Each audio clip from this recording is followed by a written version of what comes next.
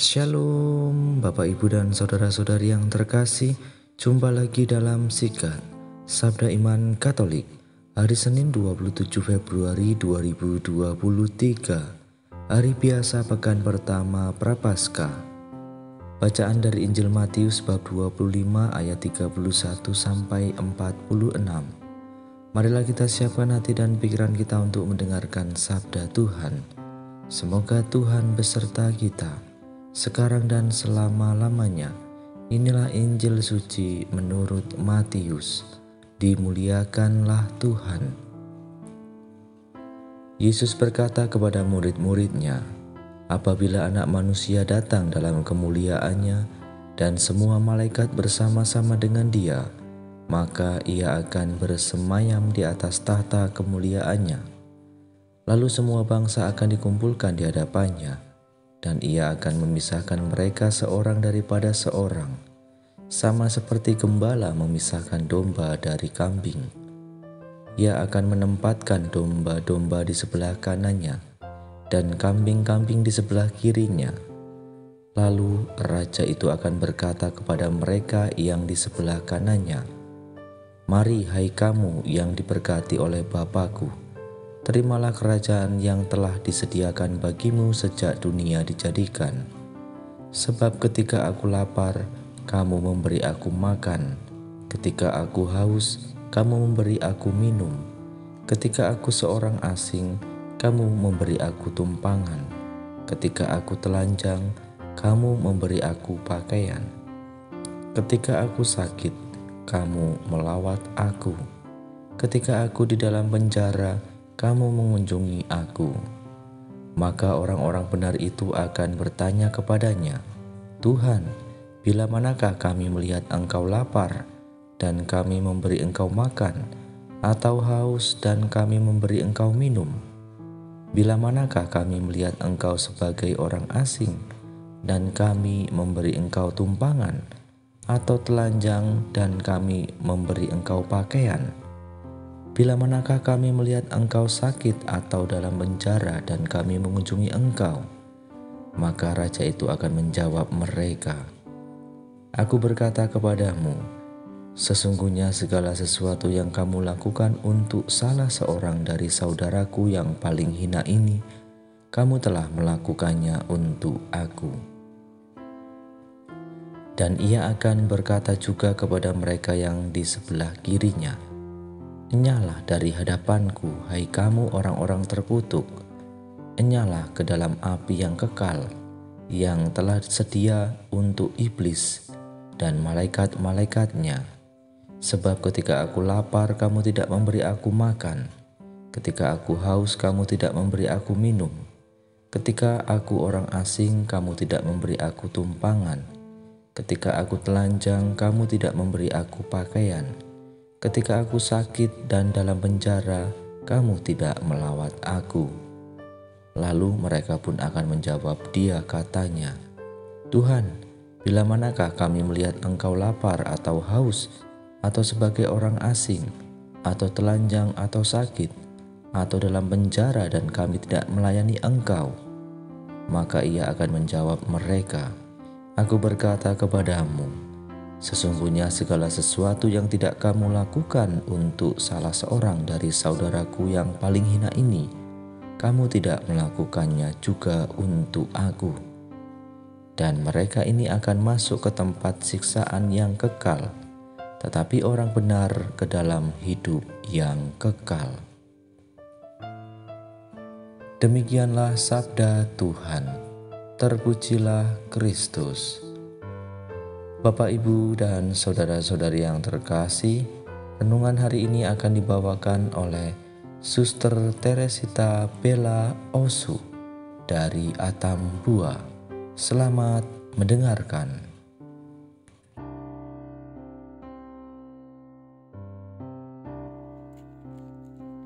Bapak, Ibu, saudara-saudari pencinta Sabda Iman Katolik yang dikasihi Tuhan.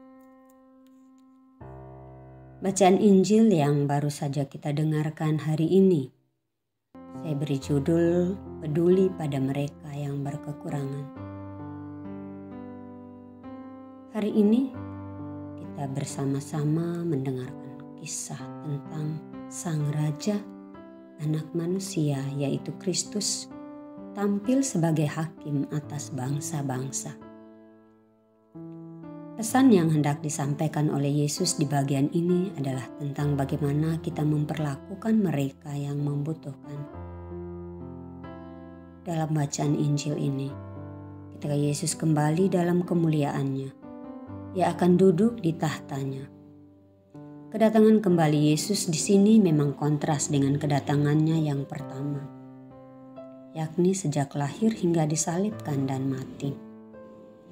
Pada kedatangan pertama, Yesus datang dalam segala pengosongan diri.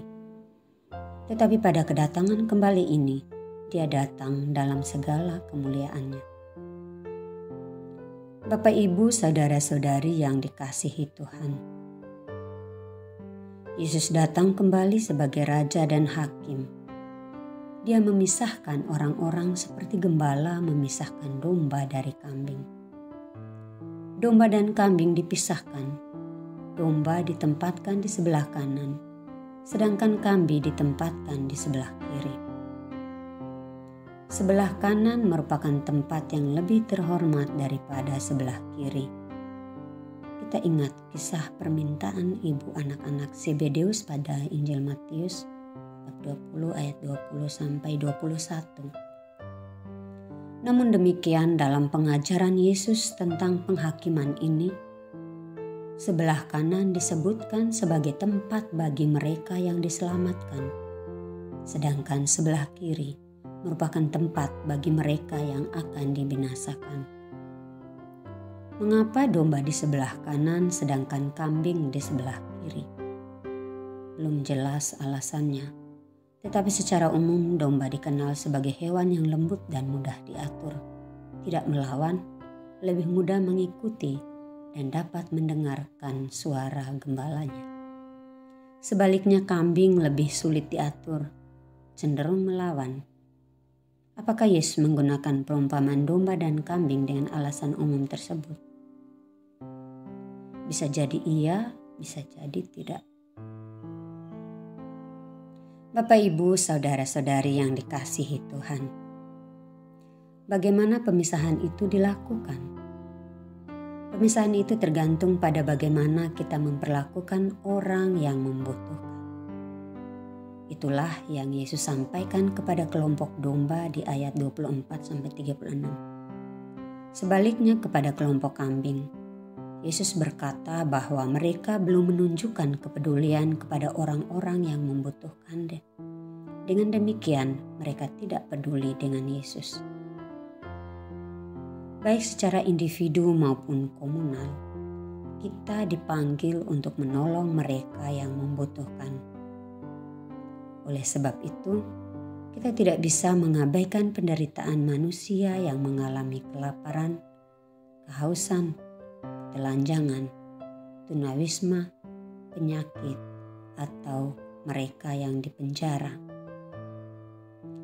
Kita memang bekerja untuk memenuhi kebutuhan kita sendiri, tetapi kita juga memiliki sesuatu untuk diberikan kepada mereka yang membutuhkan.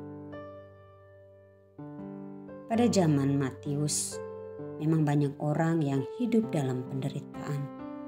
Ketiadaan makanan dan minuman, ketiadaan pakaian dan rumah yang layak, ketiadaan perawatan yang layak atas sakit penyakit mereka, keterasingan karena berbagai faktor, dan lain-lain. Orang-orang inilah yang menurut Yesus harus diperlakukan dengan baik, diperlakukan layaknya manusia, bukan justru ditindas dan diperas. Maka Yesus menegaskan bahwa orang yang masuk ke dalam kerajaan Allah adalah orang yang dalam hidupnya di dunia ini telah menunjukkan kepedulian sosial yang tulus tanpa harus memamerkannya. Bahkan kemudian mereka yang diselamatkan itu tidak menyadari kebaikan-kebaikan yang telah mereka lakukan kepada orang-orang yang membutuhkan. Orang-orang yang setia dan bijaksana inilah yang akan masuk ke dalam hidup yang kekal. Bapak, Ibu, saudara-saudari yang dikasihi Tuhan, Saat ini di sekitar kita begitu banyak orang yang membutuhkan. Tidak sulit mencari dan mendapatkan mereka. Jumlah orang-orang yang berkekurangan semakin banyak karena resesi ekonomi akibat pandemi COVID-19, bencana alam, dan lain-lain. Itulah sebabnya dalam konteks Indonesia, pemerintah menggelontorkan triliunan rupiah untuk membantu orang-orang dan usaha-usaha masyarakat yang terdampak musibah tersebut. Bahkan para PNS pun mendapatkan sebagian dari berkah itu. Mungkin saja ada di antara kita yang menerima berbagai bantuan pemerintah tersebut. Padahal sebenarnya tanpa bantuan itu pun kita masih bisa hidup dengan layak. Mungkin juga ada banyak orang yang seharusnya mendapatkan bantuan tersebut, tetapi entah karena alasan apa mereka belum mendapatkannya. Yang menjadi pertanyaan untuk kita, apakah kita rela memberikan bagian kita tersebut, bantuan yang kita terima, kepada mereka yang lebih membutuhkan? Atau kita hanya berkata, "Loh, ini kan berkat Tuhan buatku." Kalau rela, maka kita bisa bergerak lebih maju lagi, memberikan sebagian hasil kerja keras kita sendiri untuk menolong mereka yang membutuhkan. Apalagi pada masa-masa sulit ini. Untuk umat Kristiani saat ini yang sedang menjalani masa tobat, masa prapaskah, kita diajak untuk rela memberikan sebagian dari milik kita untuk saudara-saudari kita yang membutuhkan. Bapak, Ibu, saudara-saudari yang terkasih, Yesus menutup kisahnya tentang kepedulian terhadap orang-orang yang membutuhkan dengan menegaskan bahwa sesungguhnya segala sesuatu yang kamu lakukan untuk salah seorang dari saudaraku yang paling hina ini, kamu telah melakukannya untuk aku. Artinya, apapun yang kita lakukan kepada sesama di dunia ini, orang-orang yang kita cintai, mereka yang ada di sekitar kita, atau seperti apapun cara kita memperlakukan mereka yang membutuhkan, demikianlah sesungguhnya kita lakukan untuk Yesus. Entah mengapa Yesus menjadikan kepekaan dan kepedulian kita kepada orang-orang yang membutuhkan ini sebagai dasar baginya untuk memisahkan domba dan kambing. Tetapi sebagai umat beriman, tampaknya kita percaya Yesus sangat prihatin akan kondisi kehidupan sosial yang amat tidak berpihak kepada masyarakat kecil pada waktu itu. Dalam situasi seperti itu, Yesus sebenarnya mendorong orang-orang yang lebih beruntung untuk berbagi kasih dengan mereka yang membutuhkan. Itulah esensi dari berita kerajaan Allah, esensi dari kehidupan yang kekal. Bapak, Ibu, saudara-saudari yang dikasihi Tuhan, kalau kita sudah melakukannya, maka kapanpun Yesus datang, kapanpun penghakiman itu dilaksanakan, kita sudah siap untuk itu. Kanan atau kiri, itu adalah pilihan kita masing-masing. Tidak melakukan sesuatu juga menjadi dosa yang serius, karena hal itu seringkali menyeratkan kecondongan dan sikap hati seseorang. Tidak ada waktu untuk melakukan sesuatu seringkali berarti tidak ada hati untuk melakukannya. Ini bukan urusan waktu, tetapi prioritas hidup. Ini bukan tentang durasi, tetapi orientasi hati. Semoga Tuhan memberkati kita. Amin.